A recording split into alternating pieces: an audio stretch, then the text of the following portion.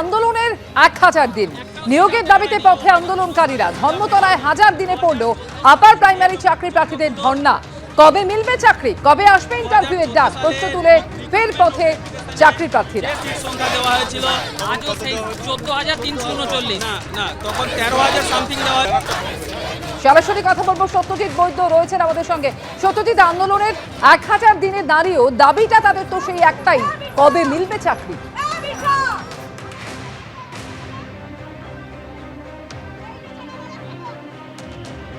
একেবারে একটাই দাবি অমৃতা, তোমাকে সরাসরি দেখাবো সেই জায়গার ছবি। মাতঙ্গিনী হাজরার মূর্তির যে পাদদেশ, যেখানে এতদিন ধরে আমরা দেখে এসেছি যে আপার প্রাইমারির যে ইন্টারভিউ বঞ্চিত চাকরি প্রার্থীরা তাদের যে অবস্থান আমরা দেখে এসেছি, তা কিন্তু এই 1000 দিনে পড়লো।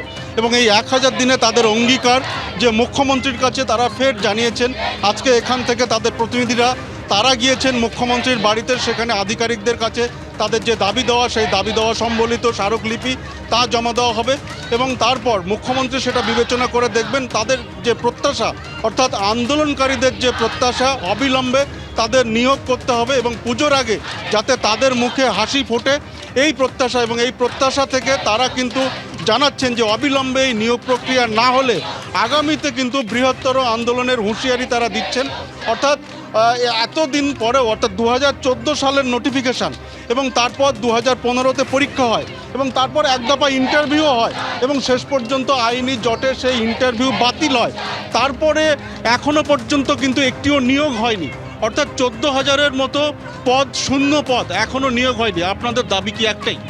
অবশ্যই আমাদের দাবি প্রথম থেকেই একটাই, যে সমস্ত ইন্টারভিউ বঞ্চিত আপার প্রাইমারি টেট পাস স্টুডেন্টদের অবিলম্বে নিয়োগ দিতে হবে। আমরা আর এখানে বসে থাকবো না, আমরা আমাদের যোগ্য সম্মান চাই, আমরা বিদ্যালয়ে যেতে চাই, চকডাস্টটা ধরতে চাই। আর বসে থাকবো না এই অঙ্গীকারে কিন্তু আগামীতে বৃহত্তর আন্দোলনের হুঁশিয়ারি দিচ্ছেন। যদি দাবি পূরণ না হয় তাহলে বৃহত্তর আন্দোলন, সেক্ষেত্রে এখানে কিন্তু তারা অনশনে বসতে পারেন, এমনটাই কিন্তু হুঁশিয়ারি দেওয়া হচ্ছে আন্দোলনকারীদের পক্ষ থেকে। এবং ইতিমধ্যে আন্দোলনকারীদের যে প্রতিনিধি দল, তারা মুখ্যমন্ত্রীর বাড়িতে গিয়েছেন এই সমস্ত দাবি দেওয়া নিয়ে। অর্থাৎ সব মিলিয়ে 1000 দিনে ফের এখানে যে মাতঙ্গিনী হাজরার যে মূর্তির পাদদেশে, সেখানে কিন্তু বিক্ষোভকারীরা ফের আবার বিক্ষোভে বসে পড়েছেন এবং আগামীতে বৃহত্তর আন্দোলনের হুমকি দিচ্ছেন। অমৃতা, ধন্যবাদ সত্যজিৎ। অভিনেতা সুশান্ত সিং রাজপুতের মৃত্যুর ঘটনায় ক্লোজার রিপোর্ট দিল সিবিআই, এমনই খবর সূত্র মারফত। সূত্রের দাবি, আদালতে জমা দেওয়া ফাইনাল রিপোর্টে সুশান্ত সিং রাজপুত আত্মহত্যা করেছেন বলে উল্লেখ করা হয়েছে। 2020 সালের 14 জুন বান্দ্রার ফ্ল্যাটে সুশান্তের ঝুলন্ত দেহ উদ্ধার হয়। বলিউড অভিনেতার রহস্য মৃত্যু ঘিরে শুরু হয় বিতর্ক। ঘটনার তদন্তভার পায় সিবিআই। সুশান্তের মৃত্যুর পর প্রায় 5 বছরের মাথায় আদালতে ক্লোজার রিপোর্ট পেশ করল সিবিআই।